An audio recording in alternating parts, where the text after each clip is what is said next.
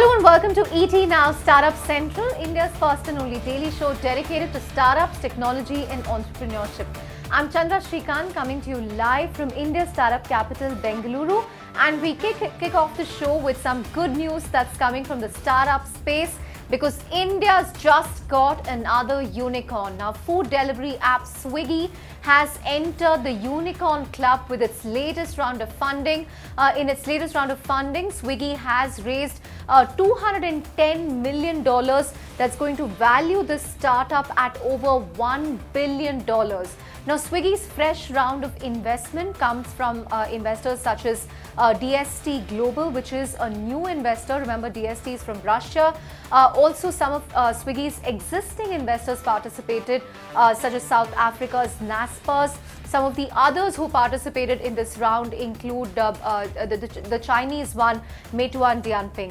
Now, with this, Swiggy becomes the second food tech player in the unicorn club after Zomato. In fact, all round, it's been a pretty landmark year for food tech. Zomato raised a huge round from Ant Financial earlier this year. And this is in fact Swiggy's second fundraise in 2018 because they raised $100 million from Naspers in February as well. If you look at how India's unicorn club now stacks up, there are 10 unicorns in all, Swiggy being the latest one. The one, of course, that went out of that list is Snapdeal after all the trouble they went through last year. But Swiggy's managed to enter the unicorn club, joining recent entrants such as ShopClues and Hype. But for more on this deal and how Swiggy is going to use all this big money coming their way, my colleague Rahul joins me from the ET Now newsroom here in Bangalore. He's tracked Swiggy very closely. Rahul, what's the management of Swiggy saying? What are the founders going to do with $210 million?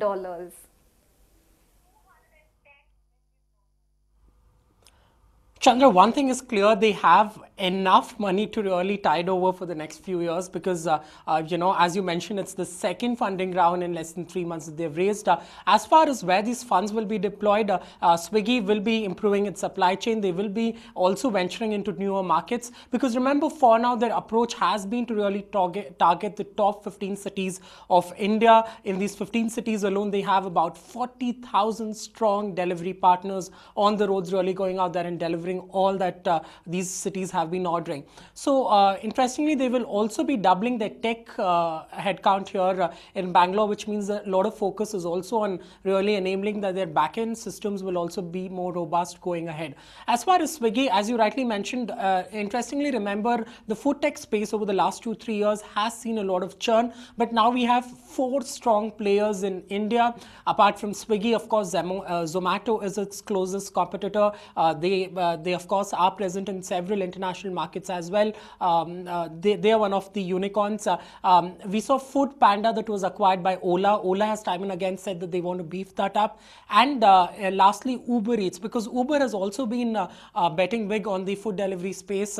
They also have the driver network that they tap into to really go out there and deliver. So it's interesting how the food tech space finally has come out of its slumber, and Swiggy has been a champion of sorts because even at the downturn time 2 years back, they ended up really convincing investors that there is scope for growth here. Interestingly, they have kept cashbacks and offers to a bare minimum. That's something they've done from the beginning. One of the first players to introduce the minimum order requirement on the app. So Swiggy, right moves for now. We'll have to see how their expansion plans really pan out and if they'll be able to really maintain the momentum.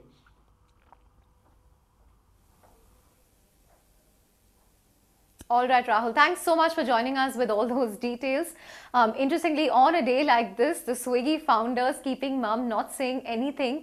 I guess they want to do they want to make the work do the talking for now. But clearly, their cap table has some of the most impressive investors, big names from Russia, China, South Africa. So that's a big funding round coming in for Swiggy. Will give them more muscle to compete with the likes of Zomato, Uber Eats, and Ola Food Panda. But joining me on the phone line for more perspective on this is K. Ganesh of Growth Story. And he, in fact, is an investor himself in a food tech startup, that's Fresh Menu from Bengaluru. Ganesh, thank you so much for joining us on Startup Central. Even 2 years back, food tech seemed like a very bad space for startups to be in, for investors to be in. But in the last 1 year, we've seen food tech back in flavor. So last year, you saw Uber Eats coming to India. Then, Ola acquired Food Panda. And now you have two back-to-back funding rounds in Zomato and Swiggy. What's really bringing back investors here? Have unit economics dramatically improved? Have efficiencies suddenly come in the food tech space? Because these were the complaints that investors had about food tech a couple of years back when a lot of food tech startups shut down. Yeah. So I think part of what you said is true. We have seen a lot of churn in the early days where a lot of companies in the food tech, especially in the last mile hyperlocal delivery food tech, got funded, but many of them quickly shut down shop. This is a space that does require critical mass for the unit economics to kick in, because it is about utilization of the driver, it is about the delivery cost. Therefore, you cannot be subscale and make the business model work. I think what has really helped investors drive it is companies like Swiggy, for example, have shown that using technology, they can actually give customer delight. And in a place like India where traffic, rains, infrastructure is a challenge, you can still deliver food within 30 minutes to 45 minutes and be able to provide a fairly seamless and frictionless experience for the customer. I think that has given confidence for people to come in. Two, if you look at the same criticism and same concerns were expressed for the e-commerce sector 7-8 years back. Now, people have shown that in India, consumers, at least the top 100 million consumers, will adopt to e-commerce. E-commerce sectors to grow. As I see it, next to e-commerce, food tech delivery, especially delivery food tech, aggregator food tech model is large, huge, scalable. And we have not even scratched the surface. So for people to come in and invest and make billions of dollars in valuation and in returns next to horizontal e-commerce, this perhaps is the biggest sectors. I think both have contributed to the confidence that we are seeing in companies like Swiggy, Zomato, and even Uber Eats and Ola through Food Panda doing this. Right. But Ganesh, if I look at the food tech space now, there are 4 players with very deep pockets. You have Uber Eats, you have Ola Food Panda, and then you have Zomato and Swiggy. Where does this leave the smaller players in the food tech space? People who operate kitchens, say players like yourself, Fresh Menu, which operates a completely different model in food tech. Will it still be possible to scale to large numbers? Will these be niche players? How do you see this differentiation playing out in the market? No, I think the differentiation is very clear. The two business models are distinctly different. They don't compete with each other. They actually complement each other. I mean, we have Fresh Menu and we have health food in terms of a company called GrowFit under the Growth Story portfolio. Both of us use Swiggy, Food Panda, Zomato, Uber Eats as channels to deliver. Okay, right? Today you can order a Fresh Menu or GrowFit food through Swiggy. So the consumer food brands, that's why I differentiated between food tech delivery or food tech aggregator and food tech brands. Food tech aggregators like Swiggy, Zomato are creating a core infrastructure on platform for doing the delivery for last mile, for consumer acquisition, using technology to give a seamless experience to the consumer.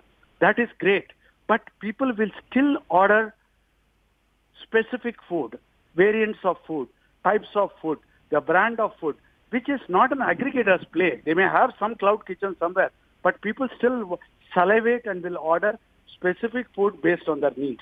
So therefore, this is great news for all entrepreneurs in the overall food space that you have heavily funded, strong infrastructure platform for through the aggregators for last mile delivery. So we have seen our orders, Fresh Menu orders through Swiggy going up. I mean, currently, if I remember last, it's about 20% of our orders we do through aggregators like Swiggy. 80% we do on our own. On Swiggy, people will order Fresh Menu because Swiggy can give them quick delivery. They have the app and they are used to using Swiggy. But they want want fine dining food, they will go to Fresh Menu. When they want health food, when they want to lose weight, when they want a keto food, they will go to GrowFit. Therefore, this is great news. I see huge number of food brands getting created, not just ready-to-eat food, ready-to-cook food, desserts, fresh juices, health foods, drinks, all of them, Swiggy and aggregators like Swiggy provide the infrastructure and the platform to deliver. So I think it's great news. It is almost like creating roads or PPP thing on the basis of once you create roads or railroads or railways, people can do commerce on it. But it requires large capital and a different mindset to create the infrastructure, which is what Swiggy is doing. So I don't think there is any concern. In fact, this will leverage and create lot more food brands lot more easily. Imagine if Swiggy was not there, for me to create a food brand, what I need to do is to replicate not only the food recipe, the taste, I also need to replicate whatever Swiggy is doing. That's a sheer waste of time. It is just like saying in e-commerce, if you have a robust infrastructure of delivery, logistics, reverse logistics and courier, everybody can become a seller. And we have seen that in Etsy in US or Amazon in US or here in Flipkart. You have so many sellers coming up because the horizontal e-commerce players are investing and creating the platform by putting in millions of dollars. I see that. So there is absolutely no conflict. It's a great news that somebody is spending hundreds of millions of dollars in creating the platform.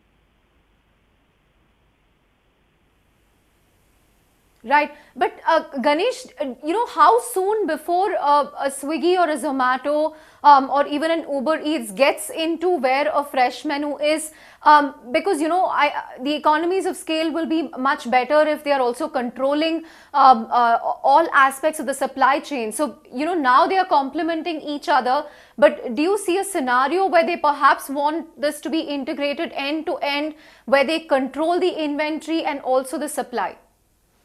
No, I think these two models are distinctly different. Now, can a Swiggy or a Zomato or Uber Eats or Foodpanda, can they start a particular brand of cuisine or 4 kinds of brands of cuisine? Sure, they can start. I mean, it's not impossible. But you and me as a consumer, are we going to go and buy food from an aggregator and a delivery app every day? Or are we going to say, okay, there are times when I need a quick pastry, I may buy from them. But when I want fine dining food, I will go to, say, in an offline world, a barbecue nation or mainland China. Okay, right? You will go to food brands. Now, you have 90 opportunities to eat in a month, breakfast, lunch, and dinner. Out of 90 opportunities, however great the food is, you are not going to go to the same person again and again and again. What Fresh Menu tries for is, out of the 90 opportunities, can I go for 6 opportunities in a month? That's all that I want. Balance 84 opportunities. The person will not come to Fresh Menu because you have food fatigue. You want variety in food. Out of that 84, are you going to go, 1 or 2, are you going to go to a cloud kitchen owned by Swiggy? Perhaps, yes. Will you go more than that? Of course not. The reason why you want to order in is because you want a specific brand and a kind of cuisine for which you need to create. Now, that is exactly like saying, when you Flipkart and Amazon or Walmart, can they go and create all the supply for all the products in the world? Or Big Basket can create all the products in the world so that people will get integrated? No. Big Basket wants to be your grocery provider.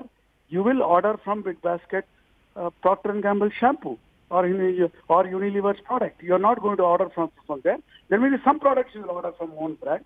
That. So I don't think there is absolutely it is. Even from Swiggy's point of view, if they want to, or any aggregator's point of view, if they want me as a loyal customer with high frequency of use, they need to expose multiple choices to me every day, because I will change every day. Today I want to celebrate, I will go for a high-end food from Fresh Menu.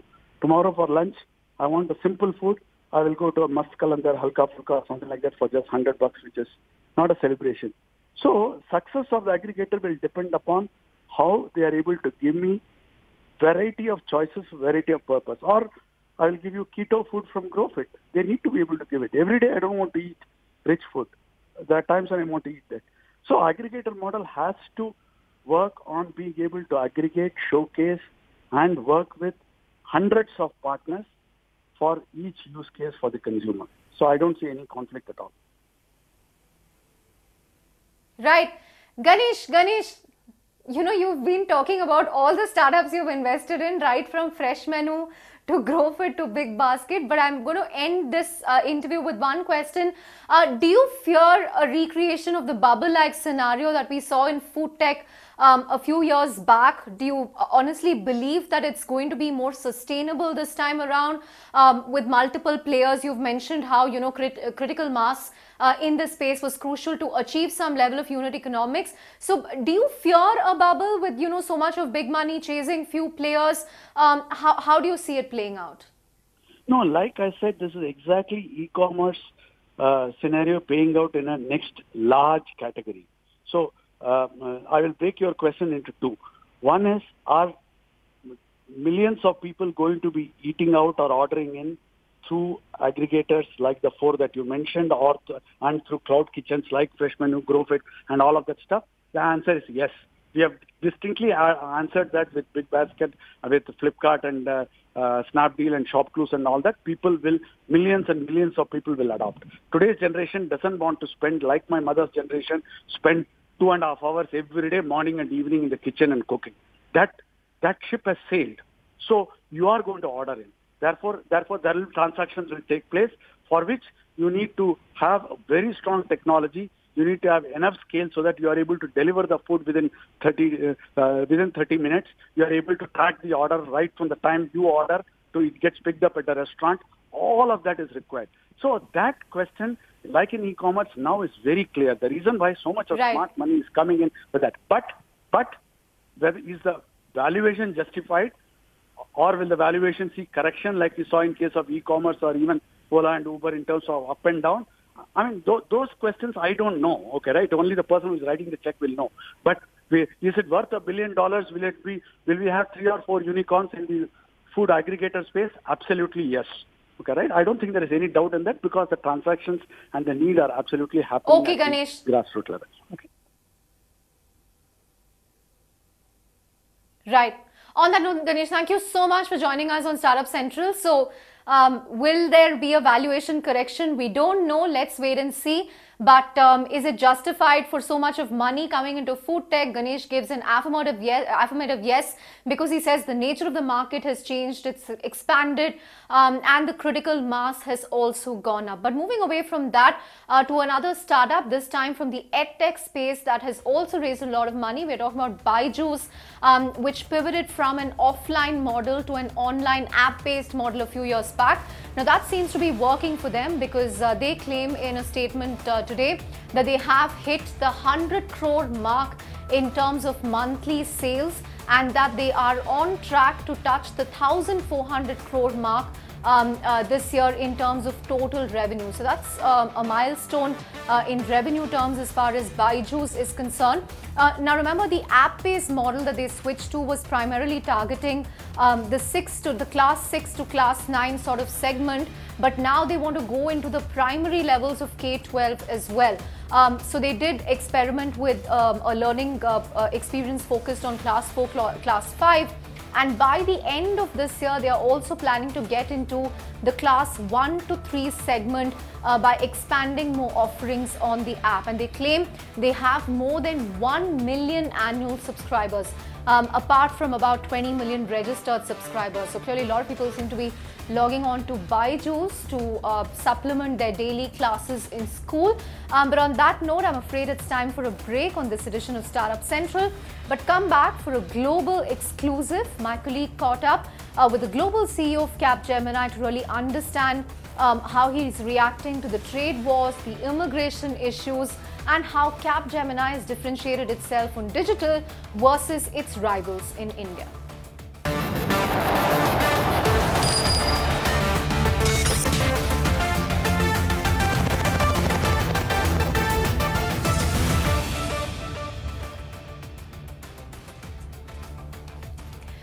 Welcome back to ED Now Startup Central. As promised, a global exclusive on the channel that we had today. We're talking about Capgemini's global CEO Paul Hermelin, who spoke to my colleague Ashwin Mohan in Mumbai. Now he's spoken about what what Capgemini is doing differently as far as the digital space is concerned, how the iGate acquisition has worked out for them, and more importantly for startups watching this show, what Capgemini is doing in that area to really encourage startups. Are they incubating them? Are they mentoring them? Are they investing in them?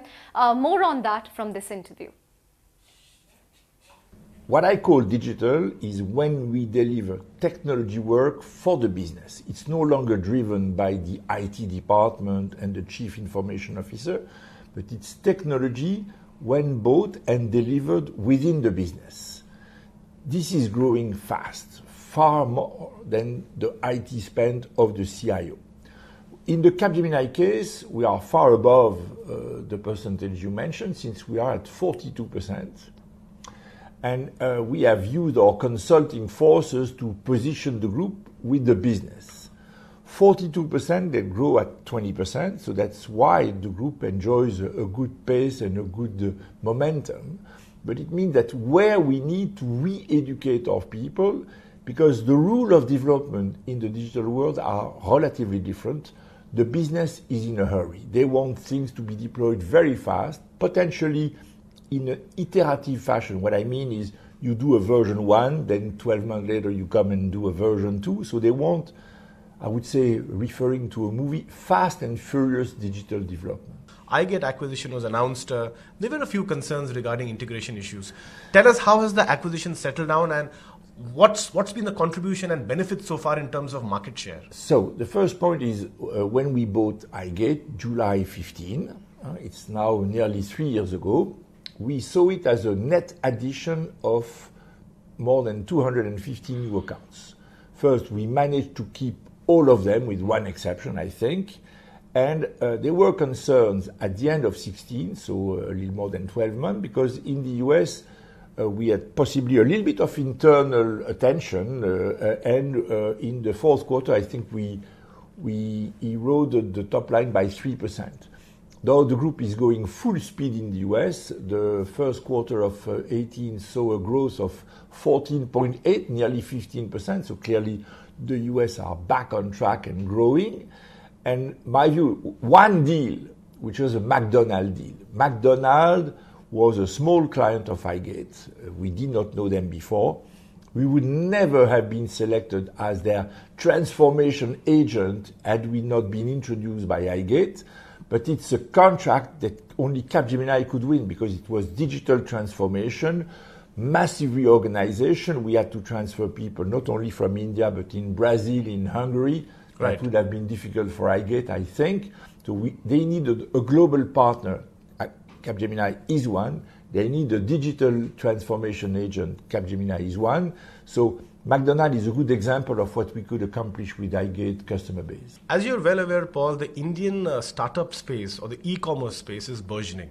It has contributed to many unicorns. There are some e-commerce companies which command astounding valuations, sometimes even more than their listed peers. Help us understand the Capgemini exposure to the startup space in India, and what opportunities do you see there? So the first point is we try to introduce startups to our clients. Our duty, as I see it, is we must bring the best solution to our clients. Would we be shareholder or not?